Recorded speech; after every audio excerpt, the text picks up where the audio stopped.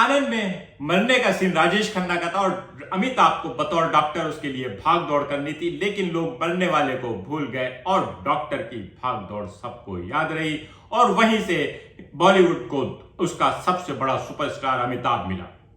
और इसी तरह से गोलियां तो उसना ने खाई हैं, तो लेकिन उसको गोली लगने के बाद यमुना जैदी ने जिस तरह की एक्टिंग का मुजाहरा किया है वो शानदार से शानदार होता जा रहा है। आज की किसका सबसे खूबसूरत मंजर जब जरनाब जाते जाते वापस पलट कर आती है और कहती है, मुन्ना मैं तुम्हें जीता हुआ देखना चाहती हूं।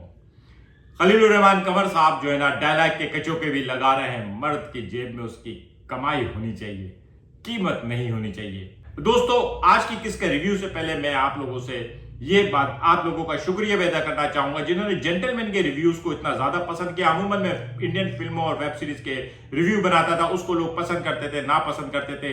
पाकिस्तानी ड्रामे के लिहाज से मेरा पहला तजुर्बा था और मुझे बड़ी खुशी है और अब मुझे लग रहा है कि मुझे कुछ और ड्रामों के ऊपर भी रिव्यू बनाना चाहिए। आप तमाम लोगों का फिर से शुक्रिया। जेंटलमैन की 14वीं किस्त और 15वीं किस्त का ओवरव्यू करते हैं। अगर आपने अब तक मेरा चैनल सब्सक्राइब नहीं किया है तो प्लीज मेरा चैनल सब्सक्राइब करें और बेल आइकॉन प्रेस करें। दोस्तों, आज की किस्त में बजाहिर किस्त ठंडी ठंडी चल रही थी, इलाज हो रहा था, सूप पिया जा रहा था, सूप पिलाया जा रहा था, लूडो खेला जा रहा था, लेकिन अचानक जनाब के वालिद वकार साहब ने फारिस को दो टोक जवाब दे दिया। उन्होंने फारिस को बता दिया कि वो गुंडा है। हर वो मर्द गुंडा है जिसकी कमाई हराम की हो और जो दूसरी लड़कियों से मिलता हो, इसलिए फारिस गुंडा है। और इसके साथ ही अब जरनाब आजाद है फारिस के रिश्ते से।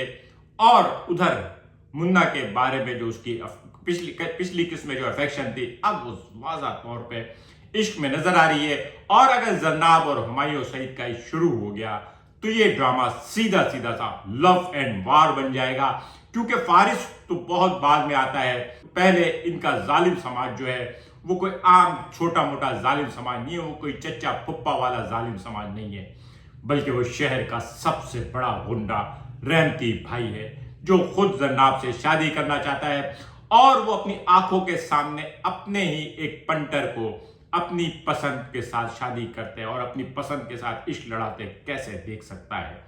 ये तो सीधी सीधी स्ट्रेट फॉरवर्ड जंग हो गई और रहमती भाई ने उसकी तैयारी भी कर ली है।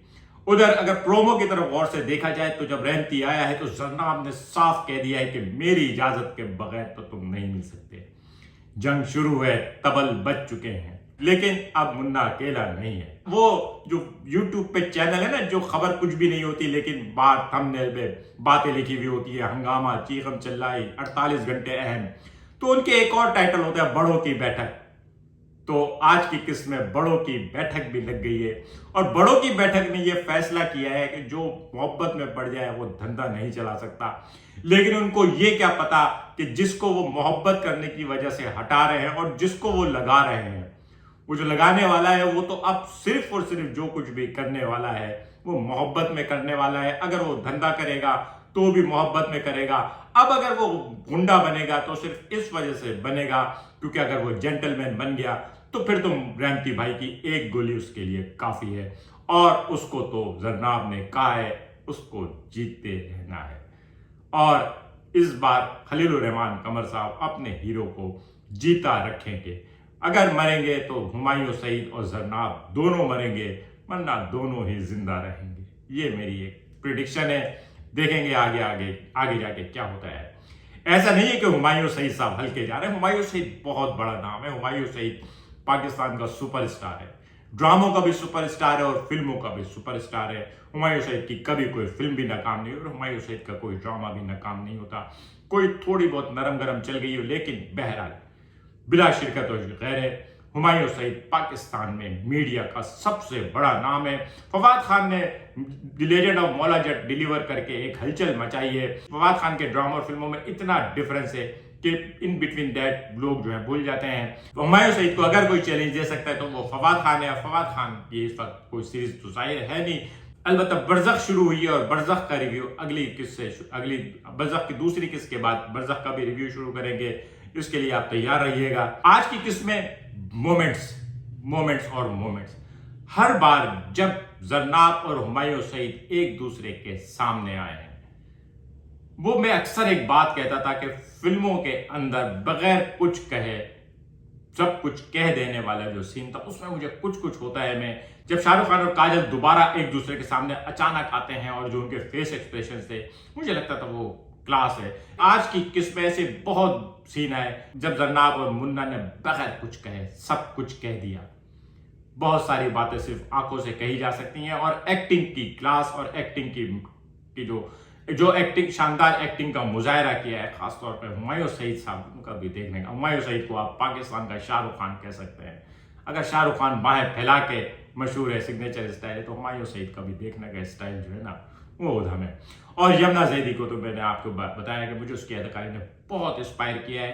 तो इसमें कहानी बढ़ रही थी या नहीं बढ़ रही थी, लेकिन हर बार जब हुमायूं सईद और यमुना ज़ैदी एक दूसरे के सामने आए हैं, वो एक इंतहाई खूबसूरत तरीन मंजर थे। और इसके अंदर साफ पता चल रहा था कि असल में जरनाब को जो मोहब्बत है वो मुन्ना से ही है। वो जो थप्पड़ मारने से शुरू होने वाली मुलाकात थी, वो अब सूप पिलाने तक पहुंच चुकी है। इमाम जामिन बांधा जा चुका है और बहुत जल्द इनके मंगनी भी हो सकती है। अगली मुन्ना बाहर आएगा तो उसके बाद उसकी मंगनी भी होगी। लेकिन ये सब कुछ इतनी आसानी से नहीं होगा, क्योंकि मैंने ये बताया था कि मुन्ना को गोलियां लगना इस फिल्म का इंटरवल था, और उसके बाद जाहिर है फिल्म के इंटरवल के बाद फिल्म चेंज होती है। और अब ये जो ड्रामा है, क्योंकि रहमती की गोलियां उधार है, रहमती की गोलियां जो है ना वो मुन्ना ने वापस उतारनी है। और मुन्ना को जिंदा रहना है, मुन्ना को जिंदा रहना है तो रहमती को मरना है, मुन्ना को जरनाब को भी हासिल करना है। और इन बिटवीन दैट आप असिस्टेंट कमिश्नर को बहुत ज्यादा हल्का भी नहीं लीजिएगा। बहरहाल वो अपनी बेइज्जती का कहीं ना कहीं कोई वार तो जरूर करेगा। और फिर मिफ्रा जब भी आती है ना, मुझे पता नहीं क्यों बोर करती है। कुबरा खान बहुत खूबसूरत है, सब कुछ है, लेकिन इस ड्रामे में मिफ्रा जब भी आती है ऐसा लगता है कि ड्रामा कहीं रुक गया है। लेकिन आज की किस्म में मिफ्रा नहीं थी, अगली किस्म में फिर दोबारा आएगी। लेकिन एक बात याद रखिए कि मिफ्रा ने पिछली किस्म में कहा था कि मेरी ख्वाहिश है कि जरनाब तुम्हें ठुकरा दे और फिर तुम मुझे फोन करो और मैं लाइन काट दूं। तो क्या वो वक्त आ चुका है कि अब मिफ्रा फारिस की लाइन काट दे? फारिस के साथ क्या होने वाला है, ये भी बड़ा दिलचस्प एंगल है। और सबसे अहम बात, अभी तक तो मिफ्रा को अदाकारी का मौका ही नहीं मिला। इन दो किस्तों में दिलबर को अदाकारी का मौका मिल गया, यमुना ज़ैदी को अदाकारी का मौका मिल गया, वकार साहब ने भी आज दबिंग एंट्री दे दी है। वो क्रिकेट के मैच में एक एक करके बैटिंग आती है ना, तो अब अगर किसी की बैटिंग बाकी है तो वो कुबरा खान की है। मिफ्रा का किरदार अगर रखा गया है तो वो यकीनन कहीं ना कहीं इस ड्रामे में हलचल जरूर डालेगा। वो हलचल अब कब आती है ये देखा जाएगा। आज का व्लॉग कैसा लगा कमेंट करके बताइएगा। मिलेंगे अगले किसी व्लॉग के साथ। शुक्रिया।